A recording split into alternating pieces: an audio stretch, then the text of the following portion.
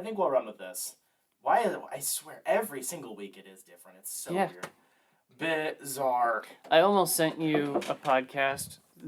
They've been YouTubers for a long time, and then they lost their funding or whatever, so then they made their own podcast, and they're making a lot of money off Patreon, but then they had their episode this week.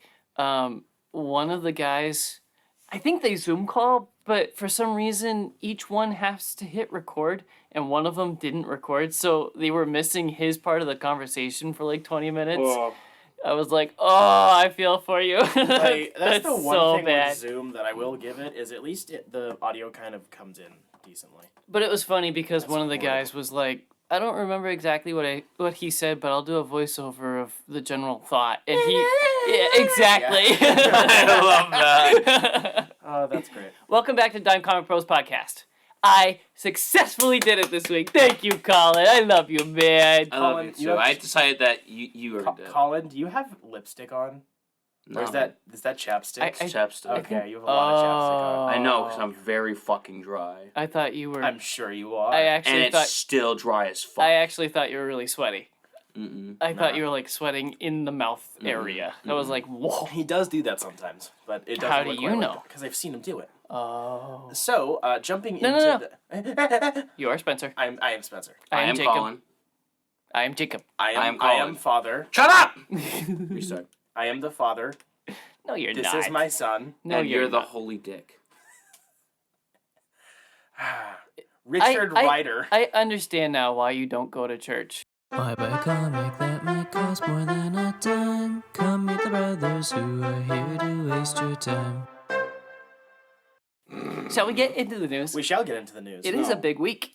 It is big, but we can plow through this like a good old snow plow with light, fluffy snow. It is big, but we can plow through it just like your mom. My mom! You get it because your mom's fat. Whoa! Fuck you! You can't say that, bitch! I just did. You can't stop me. That's rude as shit. We're gonna have to fight in the yard now. And I have to That fight for wouldn't her go well. honor. I won't win! I won't win, but I still have to do it. I will fall over on this sword only out of obligation. Disney had an expo, They did have and their so we've simmered it down to a recap. we got the poster and trailer for Werewolf by Night, which apparently is a Disney Plus series streaming October 7th. It was originally announced as like an hour-long special, Yeah. but this is what Marvel's official website said, so it could be a mistake, but whatever. They're labeling it a special presentation. Weird. I think it looks like really good. I think Like it I- looks very promising. I think I need to stop coming up with ideas because I literally said 2 weeks ago that we need a new Werewolf by Night. Because I was talking about finding the Max series, yeah. and then they come out with this. I'm hoping it does work well. So the one thing with the marketing is that the trailer looks very much so like it's marketing. I don't think it's gonna actually be like that for the most part. It comes across like not deceitful, but like very played up.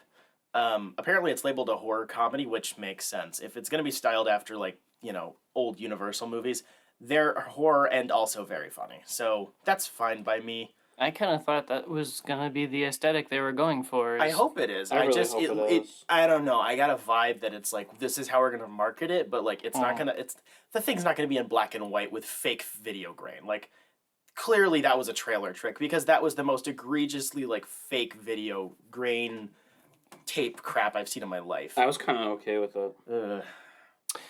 A trailer for Secret Invasion, the new Disney Plus series streaming in 2023. It actually Wow. looks pretty good. I just realized how fast you guys skipped over one of the crucial parts of Werewolves by Night. What the werewolf AIDS gay HIV metaphor? What? Man Thing. That too. Man Thing. Man We Thing's got in like it. one frame. That would be Man nice. Thing. Man Thing is also in that like one big piece of artwork that they put out, which was for a theme park, but it's still in the MCU designs or whatever. Man Thing. Finally, that'll be nice. Man Thing.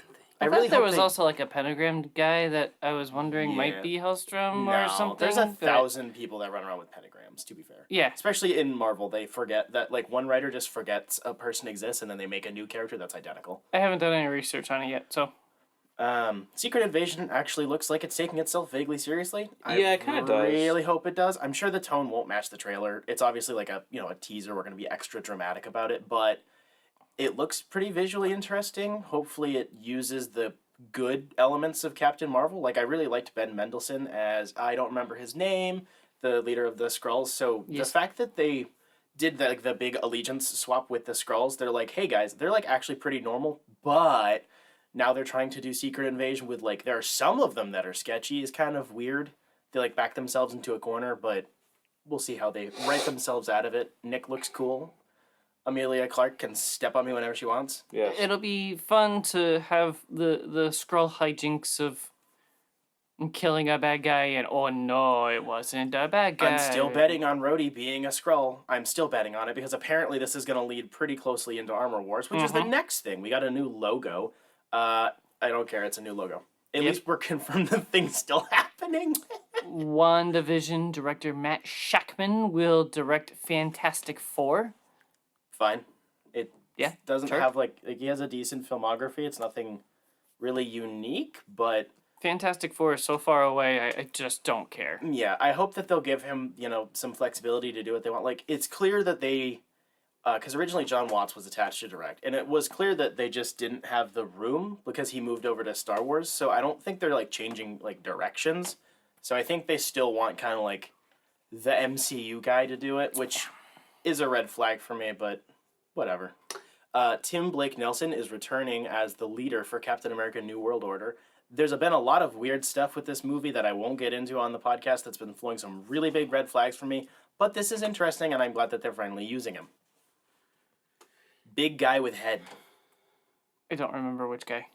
The guy he got the Hulky goop dripped on him 14 years ago. In Hulk, In the Incredible Hulk. They set that up and they never used I it. need to freaking rewatch that, but I can't find my copy of it. Just watch it on Disney Plus. Anger, it's not there. It's not on there. It was. It's one of the movies that rotates around. I have heard this before, and I thought the leader was the freaking red-haired chick from Falcon and Winter Soldier, and I was excited for that. No, she's dead. She's dead. She's She dead. died? Yeah, they killed Carly. Yeah, it was when they hit the middle point where they said, holy shit, the villains actually make sense and sound like real people. We're going to have them kill children now. Yeah, I remember that. I was okay that she died. Because they made her. I was also bad. surprised to find her in freaking Solo. That I saw her movie's in a that black first. hole in my memory. That's the thing, is because it's like I forget about it, and then I watch it, I'm like, I love this. It's really good. It's fantastic. There's a few things that are demented, Yeah. Solo. I'm so very backwards because that when I think Star Wars, that's actually like one of the first movies that pops up in my head. That's weird. Fun fact, I don't know if this has been confirmed, but apparently Charlie Cox had auditioned to be Han Solo. Whoa. But because he had already been playing Daredevil for so long, his audition was shit because he was pretending to be blind on accident. What? Oops. So Solo. The reason why like it's in the back of my head, like it's one of the first things that pops up for Star Wars, is because I think it's at that point in the Star Wars in our point where Star Wars is just so well known that like the aesthetics and like the visuals are just so very Star Wars in the background and stuff like that, and also that Millennium Falcon. So pretty. It is so fucking beautiful. Like the interior too. It's so fucked up that they made it look that good. Because you're like, oh yeah, the Millennium Falcon, yeah, it's really cool. Because we see it as a dirt bag, and then once we actually see what it used to look like, we're like, holy shit, it is actually a dumpster fire. Yeah, no, it's Han. He's a dumpster fire. I know. I didn't realize how bad it actually was. I just thought it was like slightly, this is kind of yellowed. But no, it's tan when it used to be yellow. Last bullet point, the Thunderbolts lineup was revealed. Red Guardian, Ghost, Bucky Barnes, Yelena, U.S. Agent, and Valentina Allegra Viagra D. Fountain of Youth. So, I like all these characters with the exception of Ghost because she's garbage, but like... That's only because she was in your most hated Marvel movie ever. and she's a completely wasted villain with nothing fun about it. Yeah, they she don't do anything She didn't with really her. have anything Well, to this her. might be the redemption I'm arc. aware, but this is the thing. Where in the goddamn fuck is Baron Zemo? Sir. Yes. Apparently Why isn't he's he in the this? movie, but he's not in the lineup. I This know. is bullshit. Yes, I agree. And they all punch good. Like, I get they're a spy team, so it makes sense, but, like, there's other they could have all of these and other characters that we have that fit that somewhere in the anti-hero to whatever, like, they're just kind of all chilling. I believe the term you're looking for is they're all boots on the ground. Well, that's the thing, is because that's what I want. I want the boots on the ground. I know, Call of Duty term. I know. Oh, no. That's like Iraq politics term. Early 2000s bullshit. That's why I was laughing, because I made political joke. Just dork. He's just looking at me like, I'm pissing Spencer off. This is funny. I don't know. That, like, it's fine. I'm still looking forward to the movie. I just wish that they were being a bit more creative with the lineup. It makes sense that they're not going to use Abomination, because he's just... He also just chilling. punches good. He does punch good. Well, he's strong, but big man punch he's good. Big and strong. I don't know. There's just other characters which I wish they added on to this, and why the hell Zemo isn't leading the team, I don't know. What? Our model podcast that we aspire to come close to, but never ever will, The Weekly Planet. Go to Big Sandwich Co. Anyways, was talking about this for quite a while. And they speculated quite a bit. And I mostly agreed. But I have one thought that they didn't come up with. Okay. Who do you think the villain will be? I thought it might have been the leader before they had announced it for a different movie. Yes. So Zemo could get out again, because half of these people are, like, super soldiers, which is, like, you know, the thing he doesn't like. So I could see that working. You have something. Oh, yeah. I'm gonna kick myself. I think it's freaking so glaringly obvious. What is it? I think it's Maria Hill. Nope. Is gonna be the sort of villain that they go after, and then something if it's happens. not, Yeah, because freaking the black market lady in no, that's Sharon Carter. Falcon and Sharon all Carter, right, the whatever. power Yeah, broker. that's the one. Why is she not the drip broker? Yeah, Carter. That's the one I meant. That makes sense. Carter. I can see that. Oh yeah, she is a bad guy. Isn't she? That pissed me off. Yeah. Like, why'd that make? Why? Why does she do that? That makes no sense. She's like salty. Yeah, I like think it's that. Carter. She's a salty bitch. I don't know whether they would. This team can kind of be used for anything. That's the point. Is that they're like kind of government authorized, but not. Like they're not even SHIELD agents. Right. They're this person's personal hit squad. Also, they're being called the Thunderbolts, but They're so far sneaky. Well, that's fine, but like Thunderbolt Ross probably isn't going to be in the movie because the actor has passed and they don't seem to be recasting him. That was the other thing. Was like you can work with that, I guess. It's weird because the team has always been founded around Thunderbolt Ross. Yeah. So Fontaine is probably going to act like him, which is fine. I think she's annoying as hell, and Thunderbolt I like it. Ross. Oh, the Red Hulk. Yep. Yeah. It's just weird. Like, it's odd. There's a lot of stuff that's just kind of like it's gonna be could have been planned better. Like, I don't know if they're gonna Princess Leia or Luke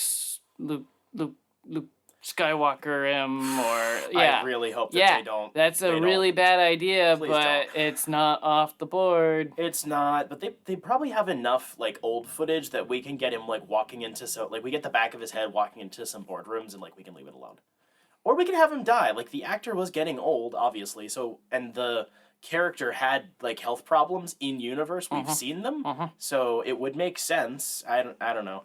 This could have something to do with whoever in She-Hulk is trying to get She-Hulk's blood, because that's the thing that Thunderbolt Ross does. He always wants Hulk blood. He wants it so bad. So like, I don't know. There might be something there. It's just a weird lineup. Moving on. Collin. Gabagoo! Gabagoo! Exclusive from Deadline.com. After announcing the Avengers, Collin, the Kang Dynasty at this year's Comic-Con, Marvel Studios looks to have found the writer who will now pen the highly anticipated film, period. Sources tell Deadline that Jeff Loveness, who recently wrote Ant-Man and the Wasp, Quantumania, will pen Kang Dynasty for Marvel, period. Loveness will join Destin Daniel Cretton, who was recently set as director on the project, with Marvel Studios president Kevin Feige producing. Collin, period. you're killing me. You're killing me. I have no idea how this is gonna go because I don't know how Ant-Man 3 is gonna go. I'm not really looking forward to it, but You're looking forward to it. I'm really not. They're saying, "Oh, this one's gonna be dark, guys." That's probably a fucking lie. But I am looking forward to seeing Kang hopefully kill Scott. He needs to die. I want to get rid of Paul Rudd. You really hate him, don't you? I love Paul Rudd, but I hate this fucking role. It's so obnoxious. It's just.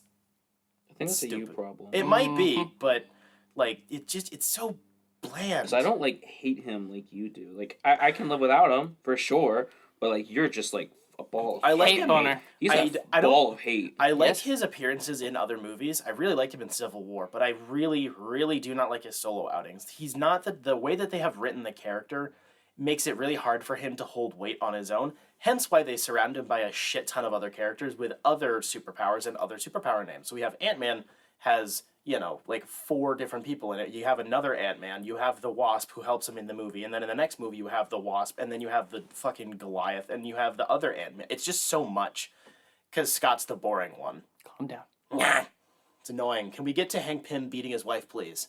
Oh my fucking word. From DCComics.com, Charles Rowland and Edwin Payne have been detectives for decades and dead best friends even longer. But their investigation into a Thai-American girl's disappearance from her Los Angeles home puts them on a collision course with new and terrifying ghosts straight from Thai folklore that could give even a dead boy nightmares. Eisner Award-winning writer Pornsak What the fuck? Pichetshote Porn sack. Pornsak, Pornsak, Wow, what a porn sack. Pichetshote, known for The Good Asian and Infidel. When I saw that last name, the first thing I thought was Pinochet. I have problems. Is joined by celebrated artist Jeff Stokely to take the dead boys to the scariest place of all, the heart of Hollywood. The genius of Sandman is how seamlessly it fits different genres, histories, and folklores together, something that definitely inspired Jeff and I for Dead Boy Detectives, said Pichetshote. As a Thai American, I grew up around all this wonderful Thai folklore that's never made it to American pop culture, so by introducing some of my favorite Neil Gaiman characters to the truly terrifying and bizarre world of Thai ghosts, we will give horror and Sandman fans something new. Pichetshote is and Stokely's new 6-issue comic book miniseries. Edwin and Charles are hired to find a missing Thai American girl named Jai, only for her to turn up dead, except not, because Jai, along with her 2 friends Tanya and Charles, are all ghosts like Edwin and Charles, except not. Each child is Thai, with power unlike anything Edwin and Charles have ever seen before, and they all died in LA at different times over the past 50 years, and perilously close by to the boys' adventure, Thessaly, the witch, finds herself held hostage by dangerous magics, both a threat to her life and an insult to her ego that simply will not go unanswered.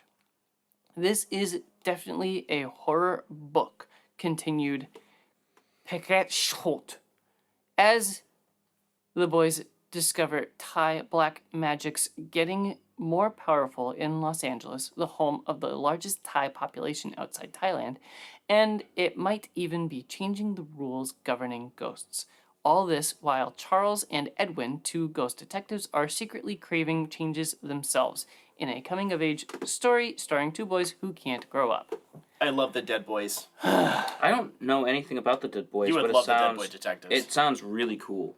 I probably would. They love have it. pretty long-standing comic history, and every couple of years they make a new series. It's really cool. So it's just simply called the Dead Boys. Dead Boy Detectives usually. Dead Boy Detectives. Just look, it's in the universe of Sandman, so you'll see him around. I love the Dead Boys then. I try to say the name I can't pronounce correctly different ways, just in case I magically get it right one time. Understandable. From DCComics.com, I said .com, not .com. You said .com. Shut up. I heard you. It was .com. .com. I heard you, comer. Com. Calm in my mouth, sweetheart. Clark and John Kent have taken on some of the DC Universe's biggest adversaries. Mongol, Henry Bendix, and Pariah's Dark Army, all to prepare them for their biggest battle ever with Lex Luthor. In an oversized special issue, Action Comics 1050 features the creative talents of Philip Kennedy Johnson and Mike Perkins, Tom Taylor and Clayton Hendry, and Joshua Williamson and Nick Dragotta. Arriving at local comic book shops on December 27th, Action Comics 1050 sets up a new era of Superman comics. Writing Action Comics for the past 2 years has been one of the most rewarding experiences I've ever had, and sometimes that's happened and everything that's happened in that time, Future State, Superman Son of Kal-El, the World Saga, and Kal-El Returns, has all been building to Action Comics 1050, said Philip Kennedy Johnson. Clark Kent has returned to Earth stronger than ever, John has fully come into his own, and the Super Family is poised to make Metropolis the true city of tomorrow. It's no overstatement to say Action Comics 1050 is a new beginning for Superman, and the era that's about to begin is as bright and fun and exciting as anything fans have ever seen at DC Comics. As a huge Superman fan, it is a great honor to be asked to write in the pages of Action Comics, and the return of Kal-El has all been building to this moment, said Tom Taylor. After this issue, Clark and John Kent's world will really be changed forever, and the shocking events of Action Comics 1050 are just the beginning. This issue will also tease the surprises, conflicts, and the great threats to come for the Superman family. So the past, three-ish years of Superman comics have slapped. All of these artists have been fucking awesome. I didn't hate the last Brian Michael Bendis run, but it was kind of controversial, so I get why they're moving away from that a little bit. But, the 3 Superman books coming together again, finally, so it's not, no, this one's in space. No, this one's in space is nice. Interesting. I want them to both be in the same city. I want to have a Superman apartment. Kick out Lois Lane. It's just a father and his son in their apartment with a dog. Just the boys. Lois can, go, I don't know, do something else. Go on a reporting thing and go do journalism in, a different country or something. Yeah, get out of here. We don't want no women in our... No women. No women. She's just not, the best girl or anything. Just get out of here. No.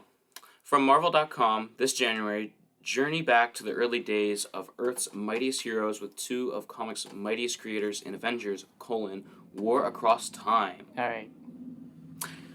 You're going to keep getting it. Deal with it. Joined by fellow superstar Alan Davis, Eisner Hall of Fame Paul Levitz, known for his storied career at DC Comics, writes his first ever Marvel comic story in this 5-issue limited series.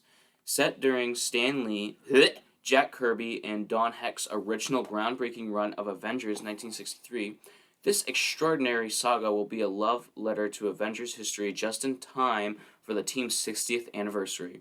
Avengers: War Across Time will see the original Avengers at their very best as they battle an onslaught of powerful and strange new threats that strike at the very heart of the team.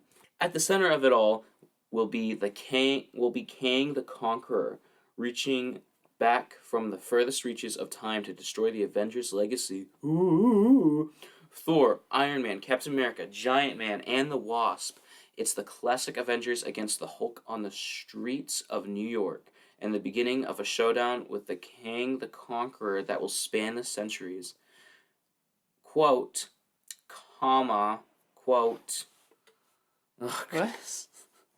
If you just say the words, you don't have to worry about the fucked up punctuation from my bad copy-paste job. Okay. Quote, I learned much of my writing craft from the Avengers, and it's been a delight to pay homage to my old friends Stan, Jack, and Don by trying to do something that might have been an extended issue. End quote.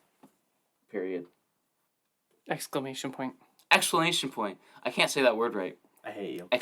Exclamation point. There you go. This sounds like fun. The 60s Avengers run is awesome. It's so... It's dog water. It's so 60s, but that's one of the things that I started reading when I got into comics was the original Stan Lee run. It's fun.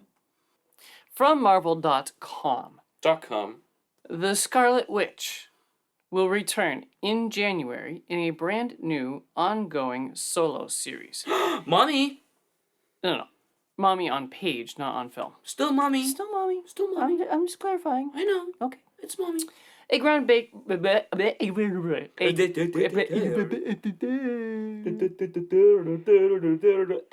Mommy. A groundbreaking new chapter for one of Marvel Comics' most beloved characters, Scarlet Witch, will be written by Steve Orlando, known for his thrilling current run on Marauders and last year's Darkhold saga, and drawn by artist Sarah Pichelli, the superstar talent known for her acclaimed work on titles such as Ultimate Comics Spider-Man from 2009. Together, these two comic powerhouses will open the door to a new era of adventures, mysteries, and quests that only a hero with Wanda Maximoff's breathtaking and unmatched mystical abilities are fit for. Ooh. Following her redemption in the pages of X-Men: Trial of Magneto, I had to. That's my joke. It's in the title, that's it. That's the only time I do it. I'm gonna tie your colons together. Ooh. But we all know he could escape it because he is the mighty Collin Man. I am the mighty Collin Man, steel colon of steel. Nothing can vibrate this vibranium. Except my ass cheeks. His ultimate is a power shit. You know what? You'd think it would be, but no, my shits take fucking forever, so there's no power to that. It's a power fart and a power squaw. A power squirt. Dude, I'm a little squirt girt. Following her redemption in the pages of X-Men: Trial of Magneto from 2021, Wanda is reborn as the hero of the Marvel Universe. Wanda is reborn as the hero the Marvel Universe needs her to be. Wow, Spencer, you fucked up. It's typed out normally. He can't read. I can't read. I know, he can't read. That's where I get it from, my mom. Making the most of her fresh start, Wanda uses her powers in a glorious new way and embraces a new calling. Not a phone calling, but a new calling to help those who need it the most. Experience one of the most powerful magic wielders on the planet at her very best in the series Scarlet Witch fans have been asking for. There is a door that appears only to those who need it most, who have no one else in the world to turn to. What? Okay, I get it now. Jacob, do you need to Have you been around me too often? On the other side of this door is a mysterious witchcraft shop. Friend or foe, human or otherwise, if your need is great and your hope is gone, there you will meet the Scarlet Witch. Wanda Maximoff is familiar with hitting rock bottom. what? She's hitting rock bottom. I think they're talking about the time she did a genocide. Oh, I thought they were talking about the time she slapped Collin's ass. That's squishy, not hard. Oh, I'm sorry. My toes are hard. And now she's finally found peace. She's pledged all her power to help others who are languishing at their lowest. But when a woman falls through Wanda's door with a terrifying story of a town gone mad, the Scarlet Witch will have to muster her wits and chaos magic to deal with an insidious threat. Since I first stepped into the House of Ideas, the Scarlet Witch has been with me. In fact, she was the star of my first Marvel work ever, kicking ass, weaving spells, and humbling doom in Darkhold. So, there was no way I could pass up the chance to work on Scarlet Witch, Orlando said. Wanda Maximoff has finally broken free of the shadows she's wrestled with for years, and now Sarah Pichelli, Russell Dodderman, and I are unveiling the next chapter of her powerful, improbable, magical life. When you have nowhere else to turn, you turn to the Scarlet Witch, and God help anyone who gets in her way. Darkhold was really cool, so I'm down for this. It's nice that she can stop being bad now. It's been a while. It's been like 15 years. Didn't she have a solo run in like 2009 or something? Yeah, I think she had a run that was going on before she did the Oopsie Doopsie Fucky Wucky, and then The first issue. she's basically been in the back end of like all of the events. The first issue was like super duper. Darky warky. No, it had like humans are killing the planets when she's investigating a murder or something. I'm like, what is this? And didn't read any further. I'm gonna get a really big sword. It's gonna be a ship, but it's a sword, and then I'm gonna stab the planet. Yeah, it was like super preachy on a topic that had nothing to do with the dead guy in the room. I was like, just didn't make sense. Wacky. Mm. Via the official HBO Max Twitter account, Batman: The Audio Adventures Season 2 will release October 7th. Fuck yeah, bitches! I don't understand because HBO is dying. Everybody is saying this. Yes. And then they're releasing a lot of their audio productions on Spotify. Granted, it's a delayed release, and now they're making more. So no, season 1 of Spotify Yes. of the audio adventures. Yes. There's only like 2 episodes. Incorrect, my good man. It is up to 8 now, I believe. No. Yes. No. I looked at it this week. You looked at it this week? Yeah. Suck my nuts. You suck my nuts, you suck man. Hold on. Before we go. Every- Oh. Everything with HBO Max has been a nightmare, Yeah. so none of it's going to make any sense. It's- It's not going to make any sense until they finish killing the ad. What So the I'm just going fuck? to take whatever they have left at this point. Whatever they greenlight, I will take. It's entertaining because it's a huge tug of war within its own company. It's like sometimes they go in a good direction and sometimes they go in a bad direction and they just end up going nowhere. Collin Remember, is like ne- 2 weeks ago, they only had like 2 episodes, and I have 10. Suck Collin my is- nuts. I guess I have to suck your nuts. Colin is experiencing being wrong for the first time today. Literally, first time ever being wrong. Incredible. It's my first time. Be easy. It is your time to read the news. Fuck my asshole. I'm picking my nose. Okay, so Games Radar. Nope. Yes. No. Yes. WB released the second trailer for Black Adam, coming to cinemas October 21st. It's a good trailer. I didn't watch it. Me either. I saw the first one. No, here's the thing. You said you guys gotta watch this trailer, but you know what I've said already. I only watched one trailer now. Only one trailer, the first trailer. I've been like that the whole time you've talked to me, Yeah, I ever know. in your life. But sometimes I can get you guys to watch something else. Nope. Nope. It looks good. I just Not hope anymore.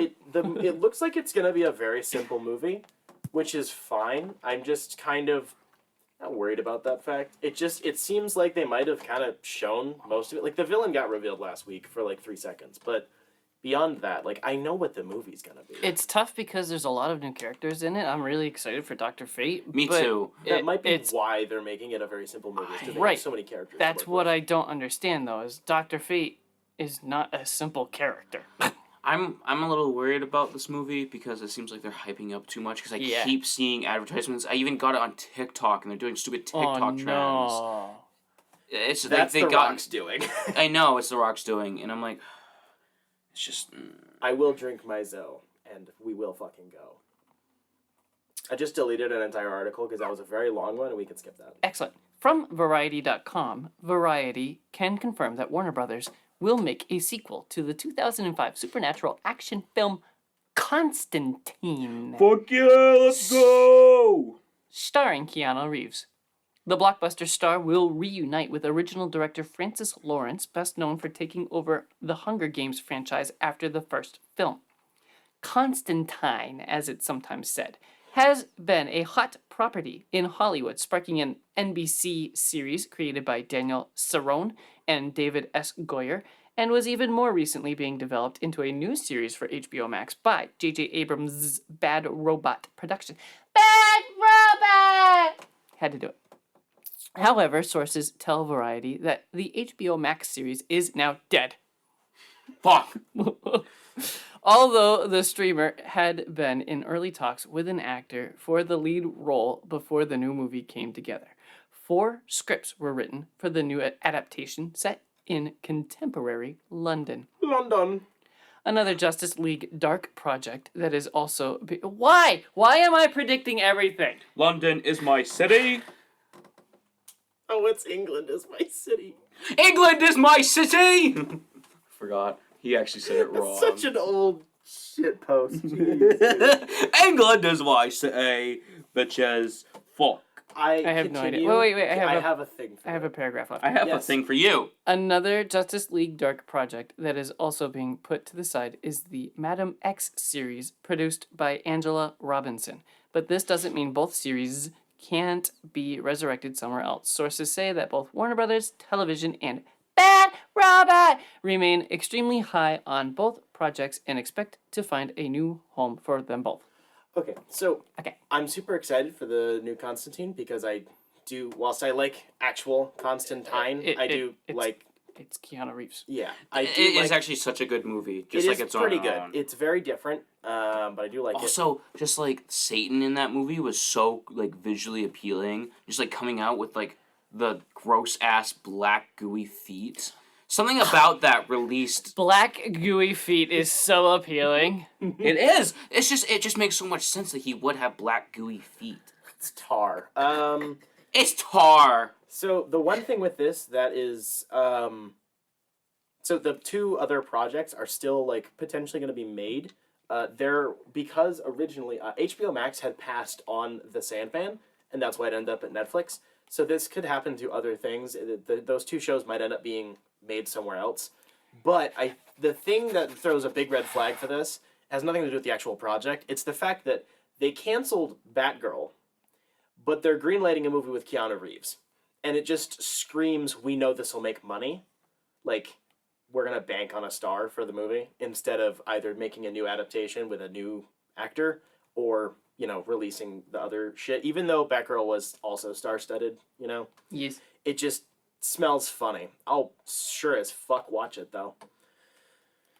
From HollywoodReporter.com, Paper Girls won't be heading back out on its current route. Amazon Prime's video streaming service has canceled the series based on a comic by Brian K. Vaughan and Cliff Chong after a single season. The decision comes 6 weeks after the 8-episode season debuted in its entirety.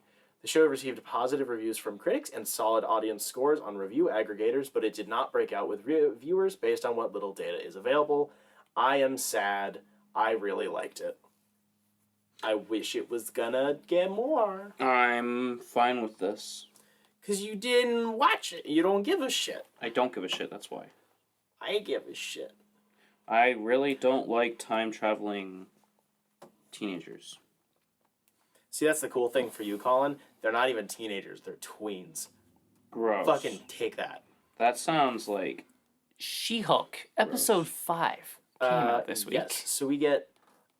She-Hulk by Titania, I should have said. This is true. Oh, you're right. So this episode revolves around a lawsuit betweenst Titania, queen of I Want to Punch Her Face, and She-Hulk over the name of She-Hulk, and legal proceedings ensue. And then the B plot is her friend, what's her name?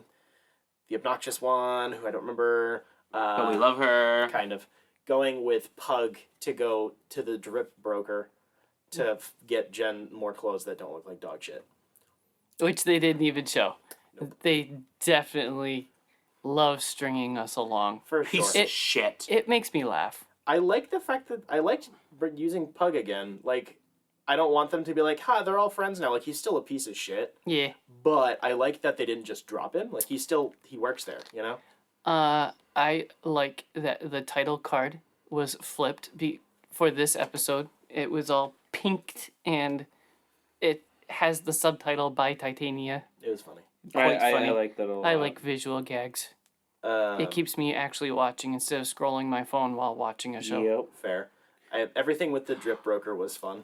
I will give the show that. I don't look at my phone while Yeah. watching it. I do actually give it my attention. 'cause Despite it the is- CG being wonky sometimes. Yeah, it's still entertaining. Yeah. So that's the thing. I think this episode really displayed the problems with the CG work because she's in Hulk form for most of the episode in the same 2 rooms. The lighting is obviously bad. The lighting that they have set up doesn't frame her in a good light. It's like being under hospital lighting. You're gonna look like crap.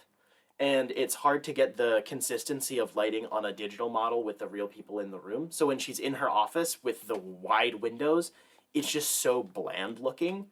like her model looks like crap, and then it's the same thing in the courtroom. It's also bland looking because a lot of the time she's just in idle animation. This is true, but I did think this episode demonstrated the specific animation work pretty well that they did with the motion capture. Because when I would try to just stare at her during scenes where there's other stuff going on, and like there's a good amount of facial expression going on. Like it looks like a blown up, distorted like Person. actress. Like it kind of does look like her. You just have to. It's more in the mannerisms than like the physical face resemblance. Yeah. It just this show would be so much better if it like looked good. I feel bad that this show literally has another character overshadowing Jen or She-Hulk in every episode. It was a joke the first couple episodes, but it's really true. It's like every episode, that's the talking point for all the nerds is like... Daredevil. Daredevil. That's fine. I'm okay with it, because she just kind of seems like... Well, it's a comedy show. It's not like she's supposed to be like... She's the main character, but it doesn't really matter that she's the main character. She's just kind of like a device for... This is what's going on in the backgrounds of the MCU right now. That's weird to me. That's what I... But also it kind of... It's because they're framing it like that. It doesn't have to be written like that. and They're writing it like that because either they feel the need to use that as a crutch, or they don't think people are going to like it if it's just about her. And it takes away from Tatiana Maslany herself. Which is that's because she's playing her ass off with what was written. Really getting impressed. Like I think I texted both you guys while I was watching this episode. And it's like I really like her. Yeah. The personality is very different from a lot of the other like female leads that we have in the MCU. So it's not like copy paste stuff. She's really fun to watch. Especially the last couple of minutes when she's in the bar with her lawyer and her lawyer leaves kind of rudely. And then with like a quip about you still need new clothes. And like Jennifer lights up and like, oh yeah, my clothes. And it's like an that was honest so smile. cute. It's awesome. That was really cute. They're not falling into the trap, which I thought they might have done. Is it's a type that they have. They keep doing it with their male leads all the time. Where if you're not like one of the serious ones, you're like the goofball. It's the thing they, yeah. It's what they did with Steven. Whilst I like it when it's Steven, it's the funny penis man falls over his own penis thing. Like it's the like just complete utter ineptitude, and they've done that with a couple of their female characters, and I'm really glad that they're not doing that with her. Like she's a goofball, and she can be kind of oblivious, but she's not stupid. Yeah. I actually liked watching the stupid lawsuit. Like it wasn't riveting, but I appreciate that they're keeping it short and simple, and they're not trying to overplay it, but they're not forgetting that this is still a show about a lawyer. And they're clearly not keeping it realistic. No. It's played for laughs. It's comedy. Like it. Which is good. I think that was something that they had mentioned was they tried to like reduce it because they didn't know how to like write like legal stuff, and it's like Daredevil isn't anything near realistic either, but it feels like it enough, for the most part. Close enough. But this show like doesn't need that. Like it doesn't need the realism. It's about like stupid civil cases mostly. Mm-hmm. So the tone's gonna be completely different anyway. They're not doing criminal trials. So anyway, speaking of Daredevil, Daddy Devil. That's my only note on that. Find it interesting. It looks more helmet-y than cowl-y.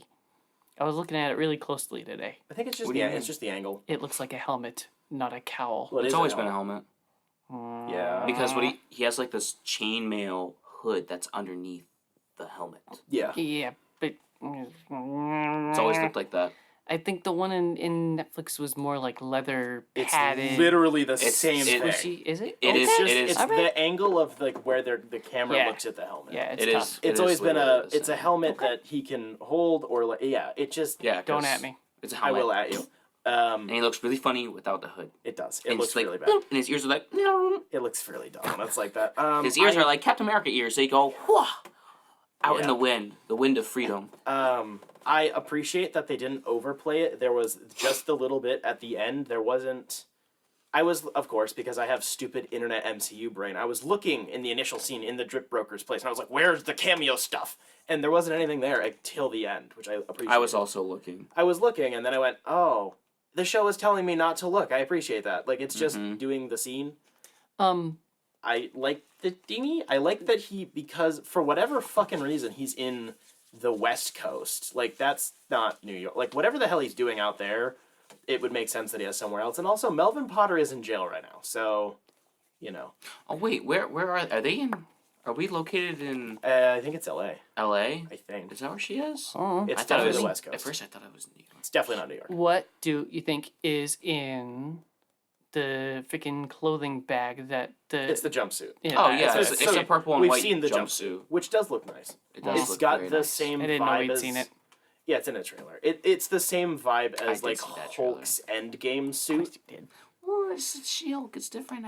It's not like anything is gonna really be a spoiler. Yeah, sure. Except probably all the Daredevil footage we will get. Okay, next week. yeah, I wanted to see Daredevil. I couldn't help myself. I wanted to see him so bad because everyone at work keeps asking me questions, and I'm the man with the answers, apparently. I like that it's reminiscent of Hulk's suit in Endgame, the very stretchy one, but the colors are tweaked around, so it's still purple, but it's like purple and white instead of purple and gray. Purple. Purple. Who's your best friend? Spandex? Spandex. Spandex is your best friend. Yeah. I don't know. I'm interested in how I don't really care about the superhero suit. It's like it's a thing. I'm more interested about how like the changing business suits are gonna work. I'm very curious. I'm more interested in She-Hulk and Daredevil's relationship together. I want to see her like Smash. no, yeah, but like I actually really want to see her like oogle over him because she's going to, and it's just going to be so funny because she doesn't realize how like attractive she is, which is funny because in the comics she knows how attractive she is. Is it Oogle or Ogle? Google. Yes. See, I Google. can take. I Also, can see them Daredevil take, will be able to know that she's into him because of her heartbeat. Yes.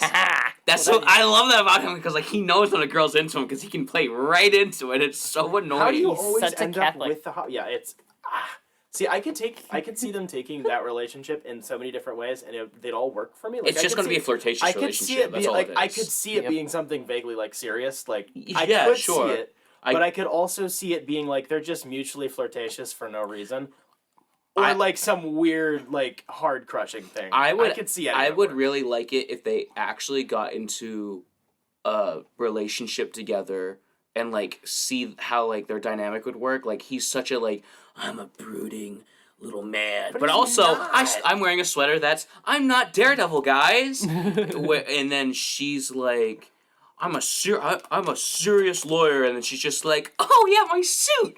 It's just I feel like that would work so well for like a little bit, not long term. But I could like, see that working long term. look, I'm not gonna lie. okay, yeah.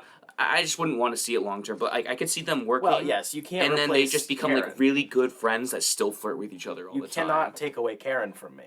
If No. they make Karen, I love Karen. If they make Karen regress like they do in the comics, I will flip my shit because the way that the show handled her is so much better than the books did. I'm not. Let Karen be a good, normal person, and they need to be together, or I will die. I'm not as knowledgeable about Karen as you are, so all I really know is Daredevil Born Again started off with her selling out his secret identity for heroin money. What the fuck? Yep. Karen, like, so you know all the backstory stuff with Karen. We finally get in season 3. It's Yeah, she is a like. she's a drug some, addict. Yeah, she had some issues. But they really tweaked that to be a lot less yikesy. More for the most like part. normal human A lot being. less. Yeah. A lot less Frank Miller, you may say. This is true. A lot less like Frank Millery. You know, that worked really well in the older comics. It's something whereas I really prefer the direction they took the character on the show, and I hope that they don't undercut that by be like, and now she regresses for no fucking reason. Like, she's gone through so much in the show, and she's so much better than she used to be. Yeah, she's like an actual She's human fucking being, awesome. like an actual Dude, character. she sat in that room with Kingpin and just talked mad shit to I know. his face. I know. That's really hot. That's very hot. Very hot. Just like I just need the three of them in their silly little law firm, and it'll be fine. Yeah, I would love that. He's not gonna say Nelson. If he doesn't say Nelson, Murdoch, and Page, I'm gonna be upset. I'm going to flip shit, actually. It is Nelson, Murdoch, and Page now. It is. Anyways, Do you have anything else on She-Hulk? my last note just said Daddy Devil. That's it. Okay. Daddy I Devil squealed. and Bonk. Collin needs a bonk because he keeps finding really provocative She-Hulk covers. They're all provocative. They are, and she's so hot. Like not just like hot as in like sexually hot, but like her face and her facial expressions are just like, wow, that is a woman. She's magnetic. And mommy, and it's like, what the fuck? Mm-hmm. These artists are awful, and I love them. Speaking of good artists, Yeah. because that's what you meant. Daniel Warren Johnson did A Powerbomb number 4.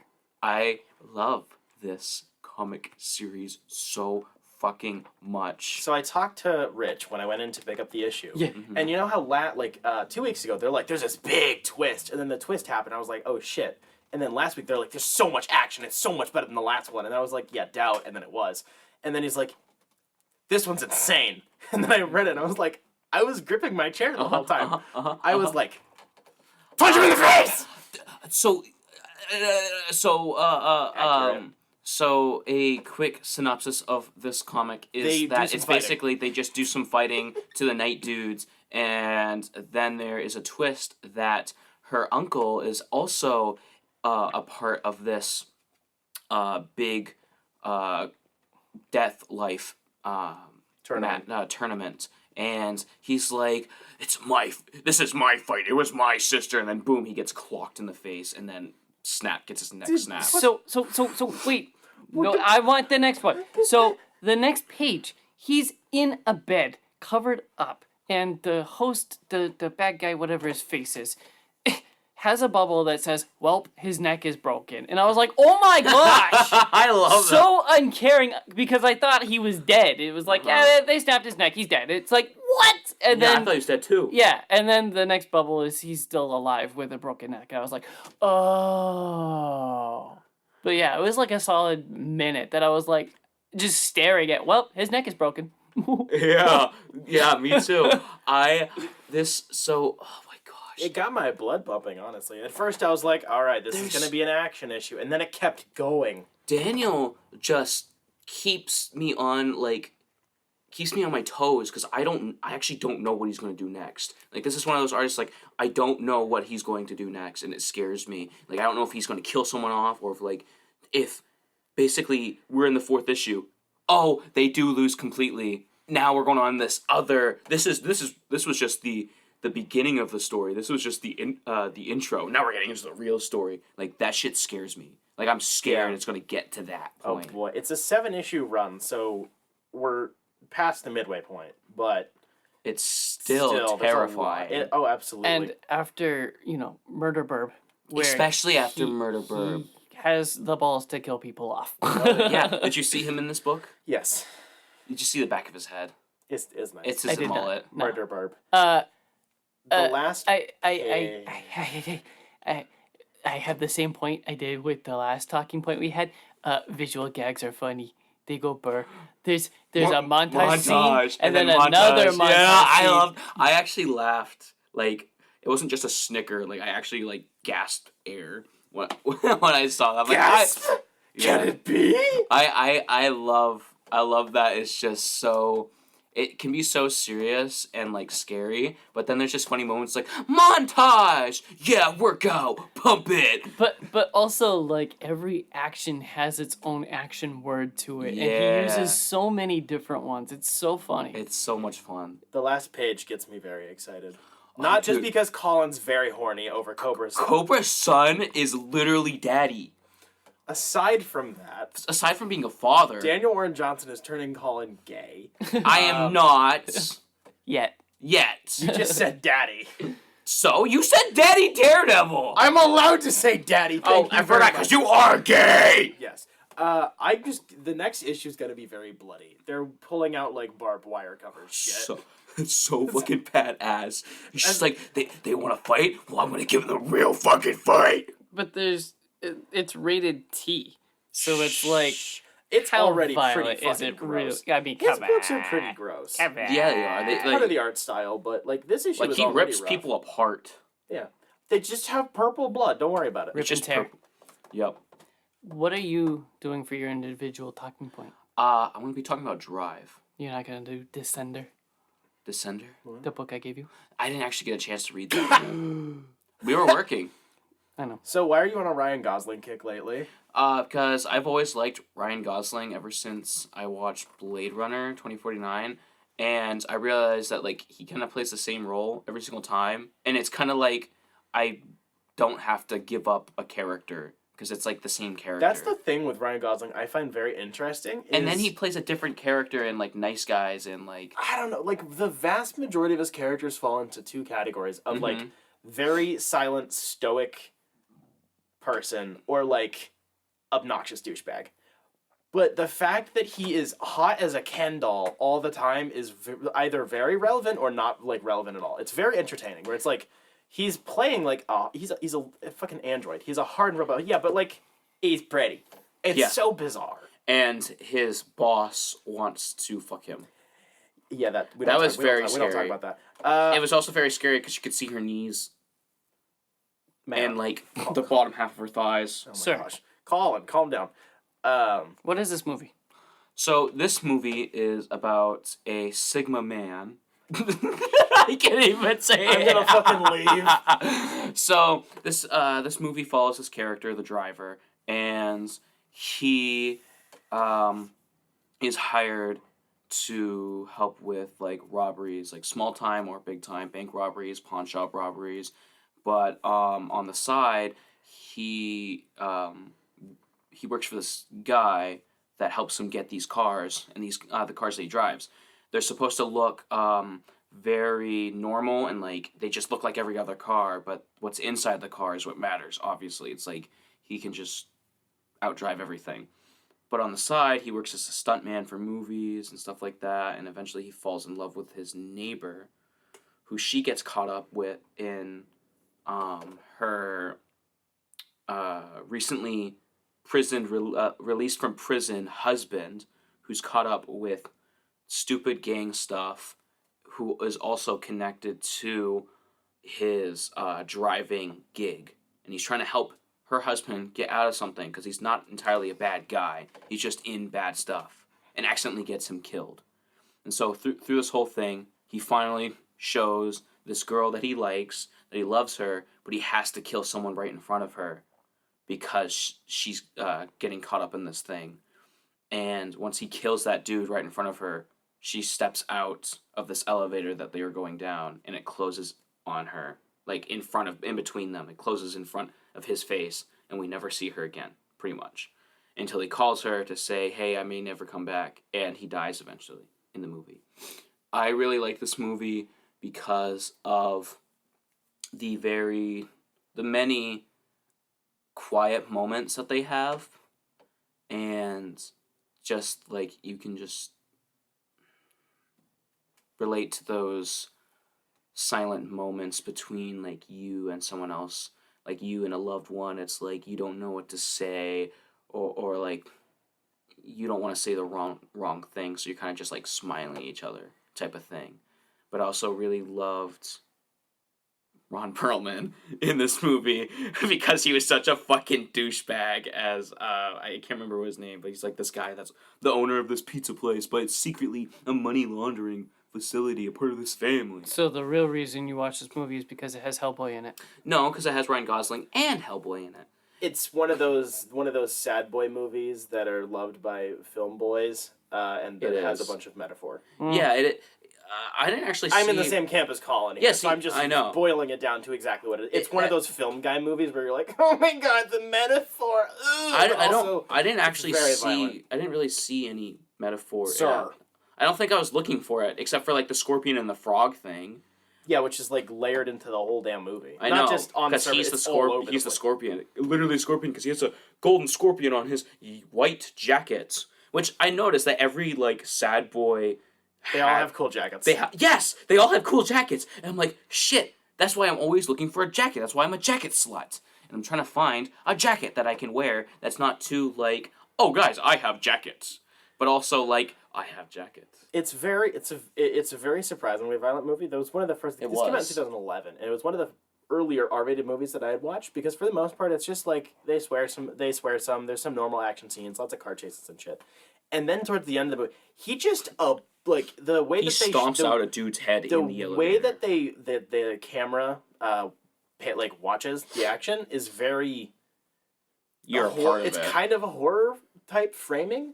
Like, you know how I talked about The Northman, whereas, like, it's an action movie being made by a director who's never done action, so it's shot like a horror movie. Like, it's just slow panning shots with big wide frames, and you can just see everything.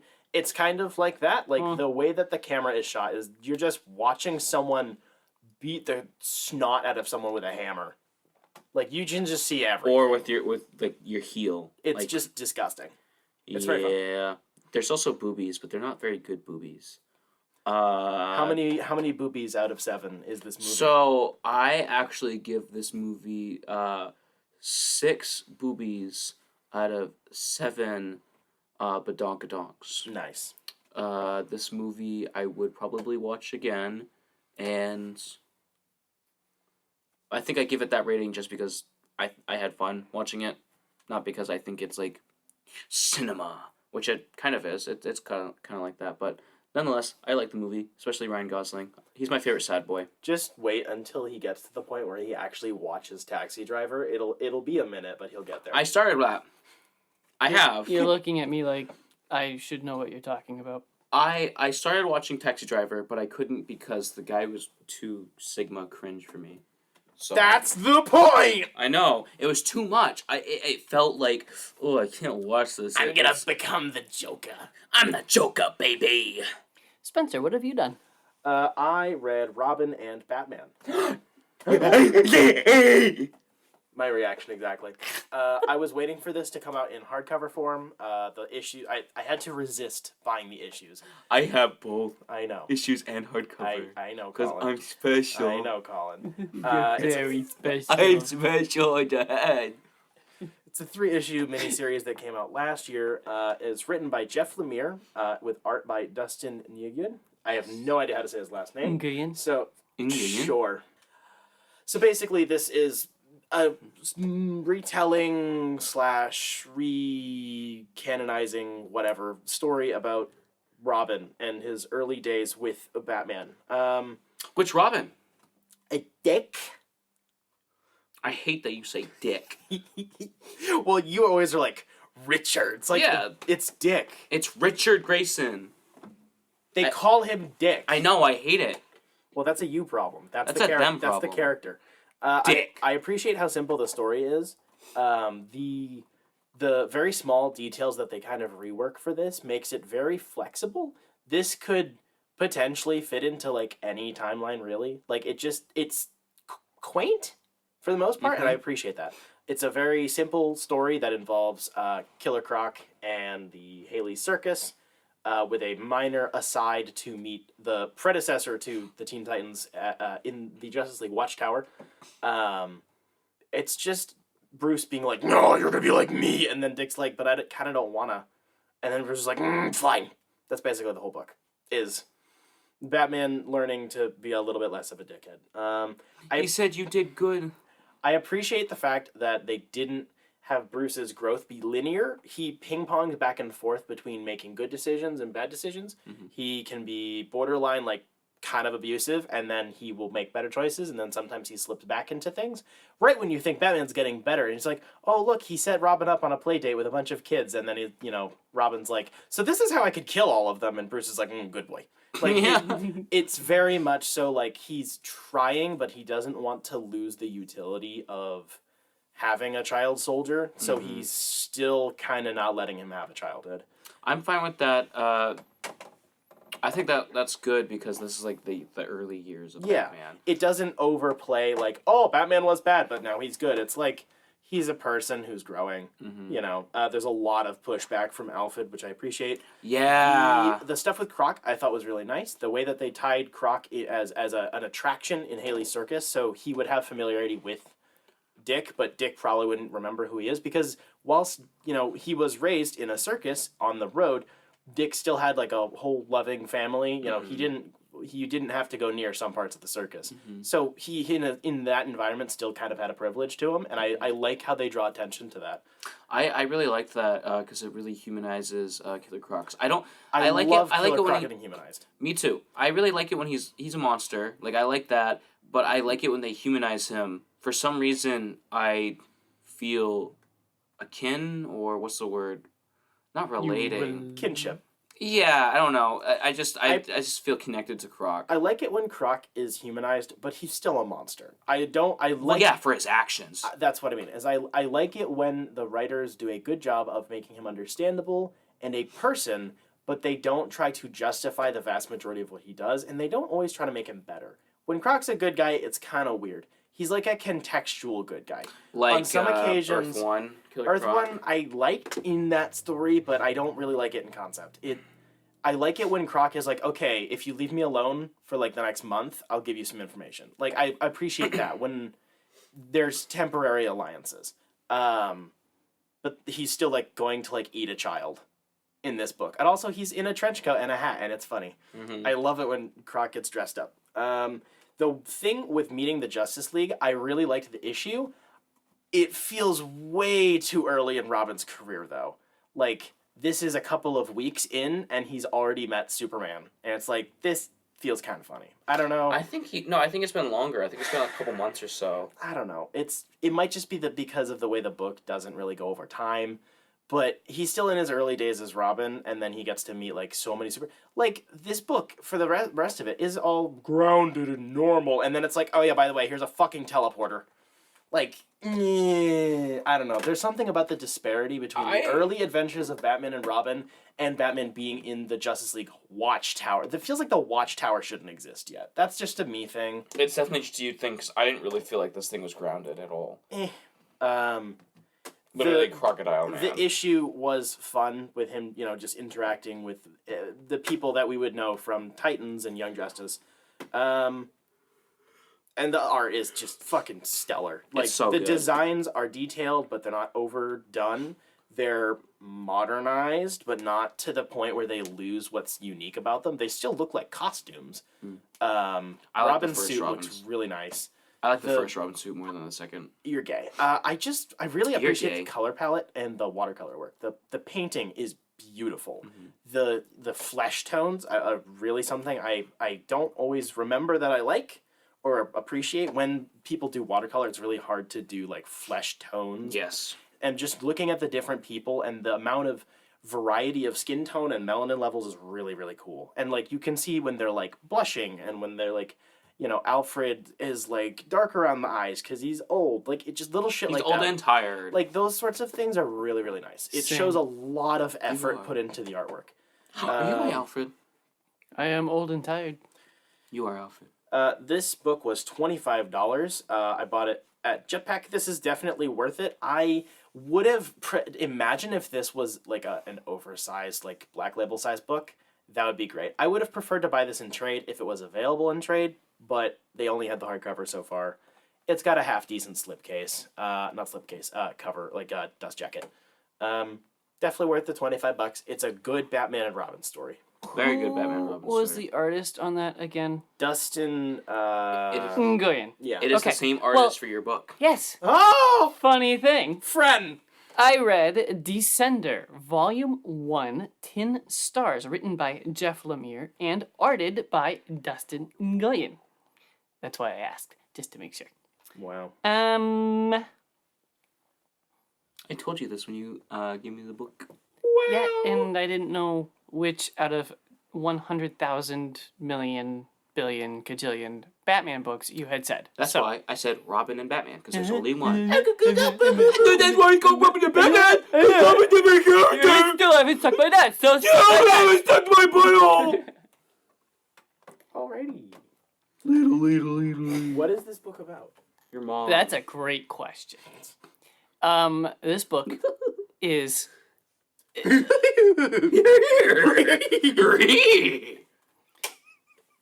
This book, it feels like your classic, yuppie, this is cinema sci-fi movie. Oh boy. Yeah. So I'm gonna love it. Yeah.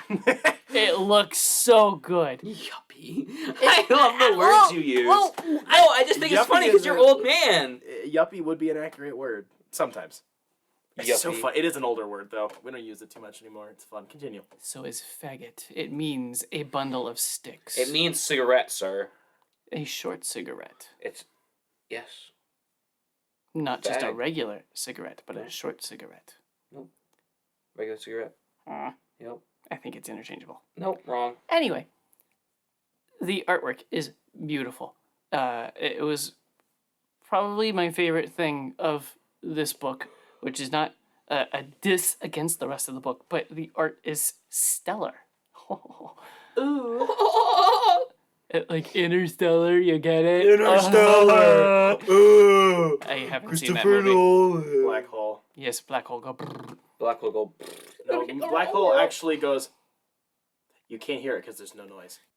What I really loved about this book, the artwork in this book, is that it portrays that every futuristic sci-fi building has the eye-burning white walls and tables and everything. It's just so bleached, and this artwork conveys that so well. But also it goes into space, and it's nice and dark out there, and Space? and it's hard to see. It's so shadowy and it's scary, and the pressure has been burst, and it's cold in there, and the robots walking around, and this book conveys feels really well. Oh yeah. Does I it got- convey feelings really good? No, like feels like, ooh, I feel cold and like I'm in I space, feel cold in my or balls. I could feel the death. I could smell the death in the room as I he's can walking s- through it. Whatever. I can smell the death root. Yes, Sorry, that's. I got a little bit lost in the sci-fi story. Not too bad. But it does reference its lore really hard that it hasn't set up yet. If that makes sense. It will be Yeah. expanded on in the future, but right off the bat, it's like, what are they talking about? So it's kind of like when you're first walking into Dune, like reading Dune for the first time. It's like they're yeah. It's like I have no idea what a gom jabber is. Gom Jabbar. Gom jabbar. Hold please. Holding. Should I be holding someone's balls? Or... I'm gonna hold your ball, sucker. Cover price is $10 because it is a freaking Dark Horse book? Maybe?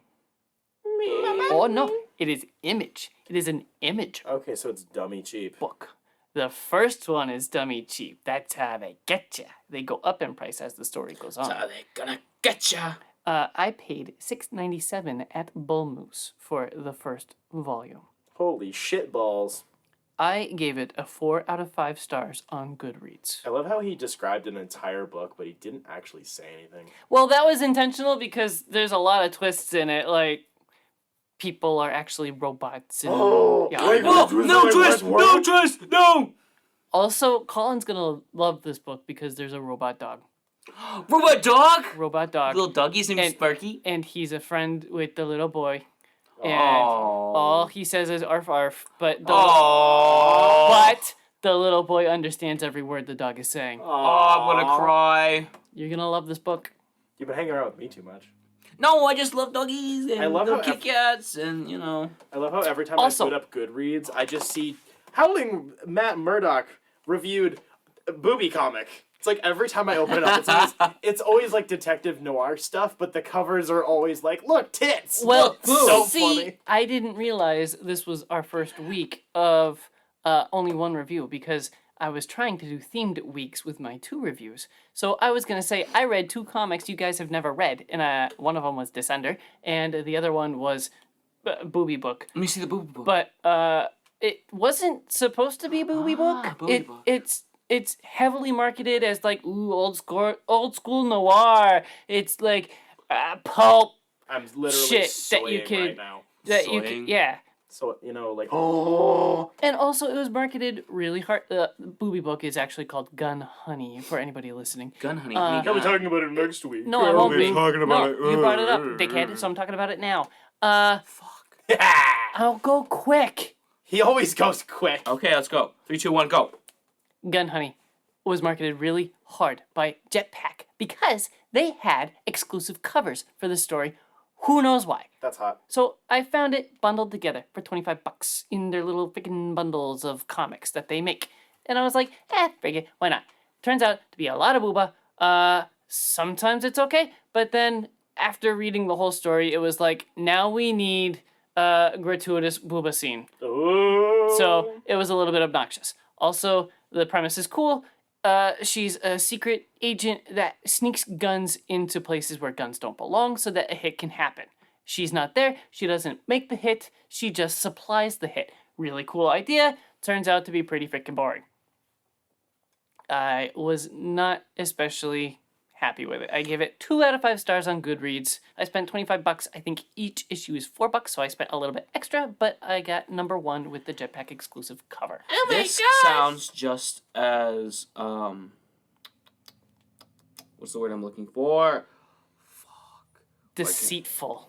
Sure. This sounds just as deceitful as Gray Man. Wow. Gray Man? Gray Man. He's so butthurt about that. I am actually very I am butthurt. too. It was a complete waste of very talented people. Because it looked like the trailer made Chris Evans look like really good. I'm excited for his next douchebag role. Yeah, No, he spends 90% of the movie just yelling at people over the phone. You're absolutely right. And it is just he got shot in the ass. Yeah. And then Ryan Gosling, The same character. Getting shot in the ass was funny. Though. That was funny. The jokes did work, but man, it was just so like. It was just kind of like the I'm same gonna stuff. It was, but not in a good way. No. It was like, no. I'm gonna forget, I remember the poster, and I remember that I was disappointed. I watched the movie and I still didn't know what you were talking about when you said the Gray Man. I was what is that? Yeah, it's like, it's just so, mid. It's so mid. It's such a generic spy movie. Last point. Descender has the little robot dog, but it also has big, strong robot driller. And he is, murderous, and is like, driller is killer. And he runs around killing bad guys. Wow. I bet you $20 you'll like this book. I like robots. I love murder robots that just go, I'm gonna murder, but the bad guys. We are sponsored by Jetpack Comics and Games. I was there We're earlier. not sponsored by them, sir. Whatever. We are partners with them. They do not give us any financial support, nor do we get exclusive access to anything.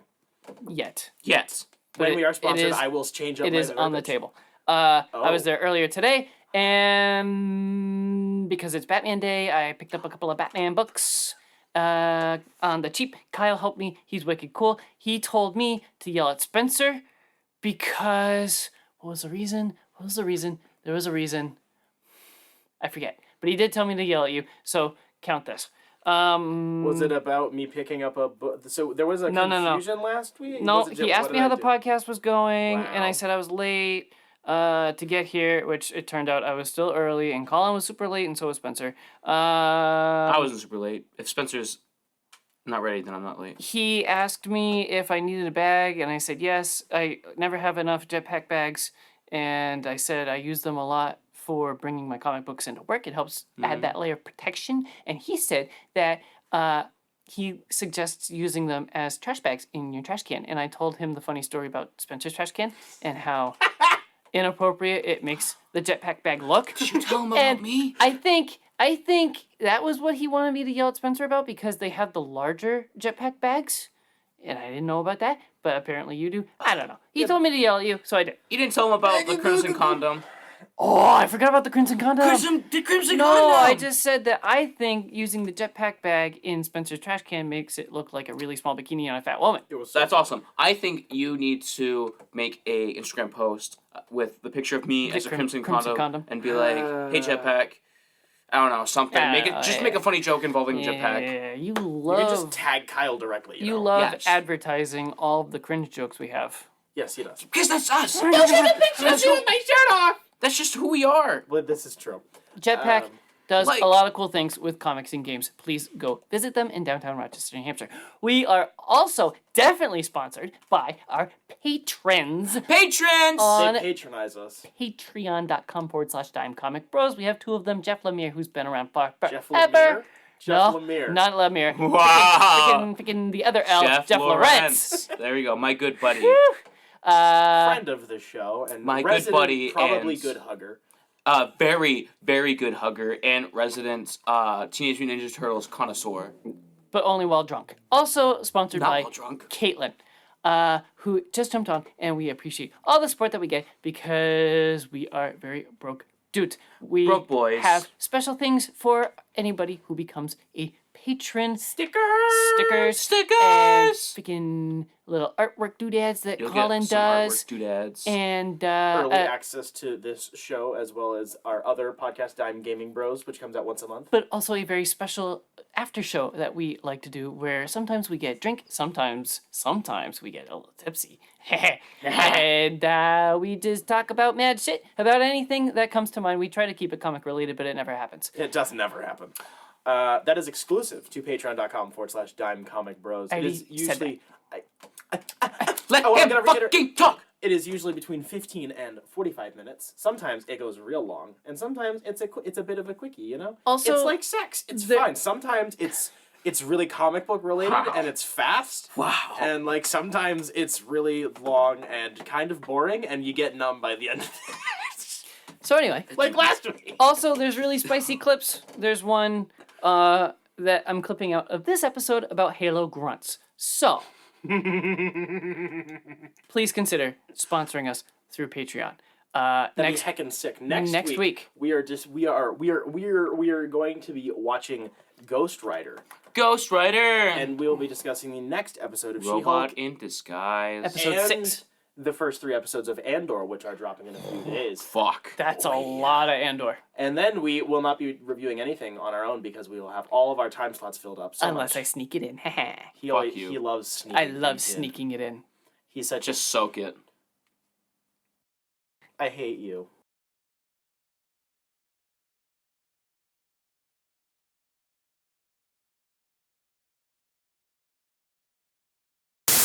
I did not write that out well at all. This was 6 Twisted Teas in. He's such a pretentious fuck. So are you. That's why we're taking friends. after his father. Literally. You. No, Black Hole actually goes. You can't hear it because there's no noise. It actually goes.